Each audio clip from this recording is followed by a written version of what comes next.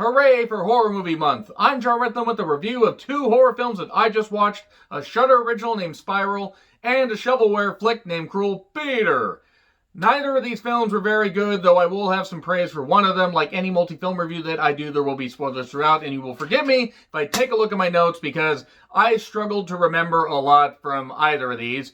And I'll start off with Spiral. Now, I will admit the Spiral had some good ideas and did go in on a couple of, like scary things going on right now, even though this takes place in 1995 and we get flashbacks to an incident in 1983. But you have a gay couple, Malik and Aaron, a younger African-American man and an older white man who are trying to raise Aaron's daughter, Kayla, in a small town. And you can tell this is definitely a Canadian production because you could just tell by the town. Now, that's not to say it was a bad thing. Actually, there were some very atmospheric shots and there were some really cool, like some cool architecture and everything just had a really cool small town feel. Now, since it's in 1995, the technology really made me feel old. It was actually kind of hilarious, almost as hilarious as during Scream, "Tell me, son, what were you doing with a cellular telephone?" Now, Malik has had a troubled past. He was with a guy and saw a hate crime committed because, his boyfriend or, a guy he was with at the time got the shit beat out of him, and that was a number of years ago. Aaron has assured him, look, things have changed. Yes, there is hate out there, but things have changed. You will not go through that again. And Kayla also maybe is a little bit, has a bit of a fractured relationship with her dad because the mother was kind of a bitch and decided, hey, I'm just going to take a whole bunch of money and go to the goddamn islands and everything and just abandon my family. That's a good parent right there. With this, after moving to a small town, it becomes very obvious that there is a lot of weird shit going on. The neighbors kind of seem nice, except for this one old guy who, one night, while Malik is apparently talking, has been talking to, Aaron about, hey, he's not sure about this town. This old man hands him a piece of paper, says, don't tell anybody. And as Malik begins to research, he finds out that same-sex couples don't survive in this town very long. They are apparently chosen for whatever fucking reason. It's really, really odd. This movie doesn't explain a ton of stuff, and that's not always the worst thing. Sometimes, what you don't know is scarier. The thing about this, though, is it could have worked as a shorter film, like make it part of an anthology, and I know I said that with some of these, horror movie reviews that I've done this year and even last year. But this one had some good ideas, and I like Shudder. I think Shudder is a really goddamn great streaming service.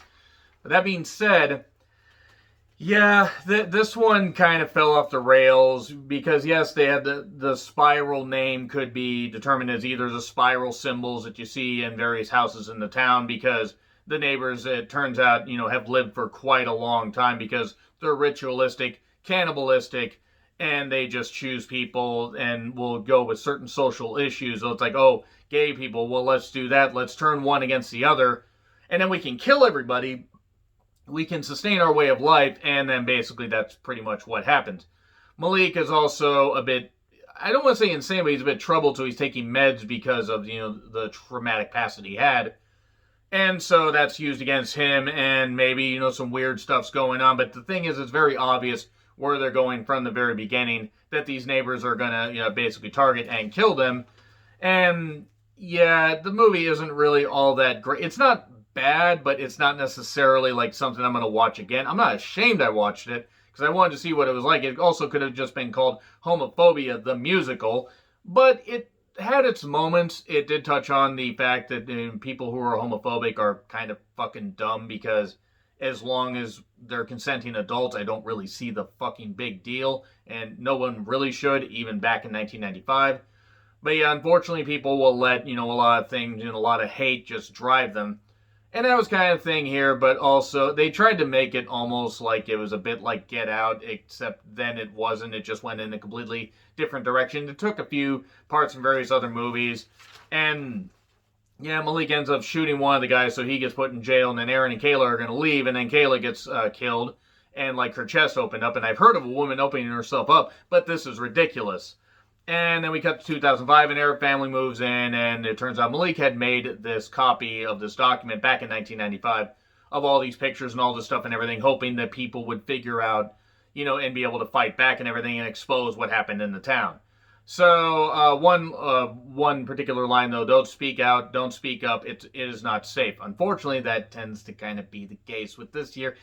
It does have a few, undertones that still stick with right now, but overall, as a horror movie, not all that frightening. Can't really recommend.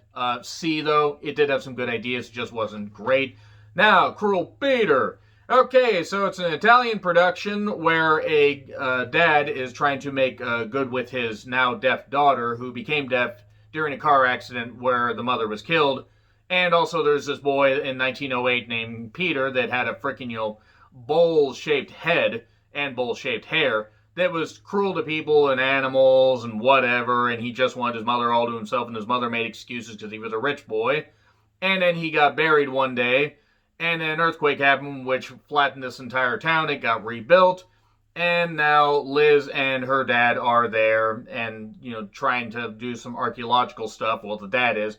While the daughter's kind of estranged, but since she's deaf, she goes to a school for the deaf. And basically, she ends up, speaking, to this one weird spinning globe thing that helps her speak to the dead. And it turns out she contacted what she thinks is her mother and is actually the dead mother of Cruel Peter. I'm going to say right now that this movie is absolute shit, and the big issue with it is it's totally fucking boring.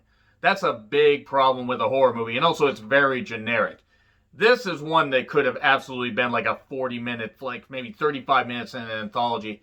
And okay, it wouldn't have been great, but you would have trimmed out a lot of fat. There's a lot of painstakingly, just slow scenes. Everything is badly lit in this. I mean, at some points, it seems like they forgot to turn on the goddamn lights or pay the electrical bill. It's absolutely fucking hilarious. And I don't understand how in any kind of production with any kind of budget, and it had some atmosphere, and it had some, had a little bit of tension in the very beginning, and then it just all fell off the rails, and it got really, really fucking bad. You couldn't see half of the shit that was going on. It was absolutely frightening how bad this was. And it's so obvious where it's going. Obviously, the mother is trying to get a hold of Liz to use her as, a vessel to bring Peter back. Peter! And yeah, I'm going to keep doing that because you know what? It's the only way I can entertain myself with this fucking shit movie.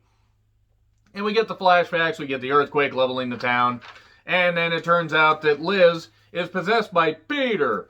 And there's this evil woman, she doesn't present herself as evil, but she's obviously evil, and then, she's a witch, burn her! And yeah, everything's just really, every character is really dumb and really generic, and it's not even like the acting is the worst, but also the accents just seem like they're taken from completely different movies, completely different planes of existence. It's actually rather scary how badly cobbled together this movie was.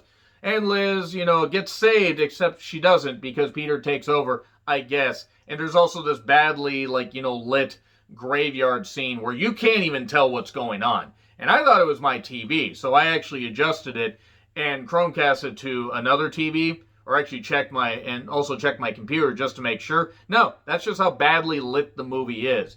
Can't recommend at all. I mean, it's like it almost hints at Cruel Peter 2, Electric Boogaloo. And yeah, F. Gets a fucking F. It's a haunted house, possession movie that essentially just falls flat after 20 minutes. It wasn't even that good in the first 20 minutes, and then it just fucking falls flat. So yeah, that's how I'm starting horror movie month. So, every single day in October, I'm going to do at least one horror movie review. Maybe, do a double review if something like this. But let me know what you guys think in the comments. Like, share, subscribe, Twitter handle in the description. I'm John Ritlin. I'll see you soon.